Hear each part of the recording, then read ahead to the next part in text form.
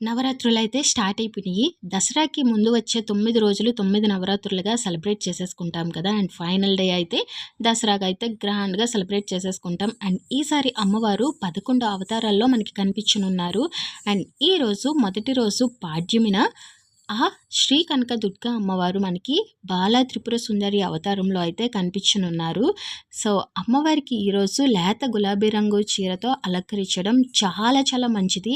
And ఈరోజు red colour పూలతో పూజించడం కూడా చాలా మంచిదంట అండి. సో, గులాబీ పూలు, రెడ్ గులాబీలు లేదంటే రెడ్ మందార పూలు ఇట్లా ఏవైనా పెట్టి పూజించుకుంటే చాలా చాలా మంచిదన్నారు. అండ్ అమ్మవారికి నైవేద్యంగా ఈరోజు బాలా త్రిపుర సుందరి దేవికి నైవేద్యంగా బెల్లం పరమాన్నం అయితే చేసి పెడితే మంచిదంటారు. బెల్లం పాయసం లేదు చేయలేకపోయామో అనుకుంటే బెల్లం అటుకులు పెట్టినా చాలా మంచిది. అండ్ ఈరోజు ఆడపడుచులకి జాకెట్ పీసు, పళ్ళు, పలదానాలు పెడితే కూడా చాలా మంచిదంట. So, try it.